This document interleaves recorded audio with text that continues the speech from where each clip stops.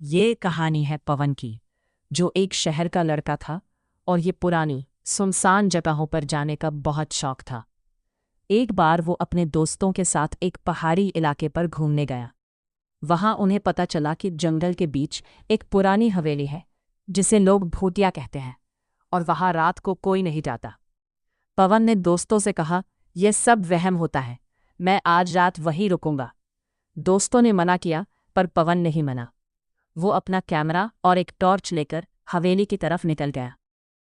रात के करीब 11 बजे पवन हवेली पहुंचा। हवेली का बड़ा सा लोहे का दरवाज़ा जंग खाया हुआ था। जैसे ही उसने दरवाज़ा ढकेला, एक भयानक छूर की आवाज़ हुई। अंदर बेहद अंधेरा था। पवन ने अपनी टॉर्च जलाई। चारों तरफ मिट्टी, मकड़ी के जाले और पुरानी तस्वीरें टांगी थीं। पवन को थोड़ा अजीब लगा, पर उसने खुद को संभाला और एक बड़े से कमरे में अपना बिस्तर लगा लिया। आखिरी तस्वीर। पवन डर से कांपने लगा। वो भागकर वापस कमरे में आया और दरवाज़ा अंदर से बंद कर लिया। उसका दिल जोर जोर से धड़क रहा था।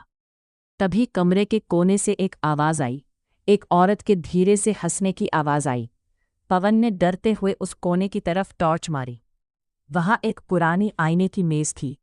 आईने में पवन को अपना चेहरा दिख रहा था, लेकिन उसके ठीक पीछे एक सफ़ेद कपड़ों में औरत खड़ी थी, जिसका चेहरा बिल्कुल जला हुआ था और उसकी आंखें बिल्कुल काली थी। पवन ने तुरंत पीछे मुड़कर देखा, पर वहाँ कोई नहीं था। लेकिन जैसे ही उसने वापस आईने में देखा, वो औरत आईने के अंदर से अब पवन के और पास आ चुकी थी, और उसने अपना हाथ पवन के कंधे पर रख दिया था। पवन को अपने कंधे पर बर्फ जैसी ठंडक महसूस हुई। अगली सुबह जब पवन के दोस्त उसे ढूंढते हुए हवेली पहुंचे, तो हवेली का दरवाज़ा खुला था। कमरे में पवन का सामान वैसे ही पड़ा था, पर पवन वहां नहीं था।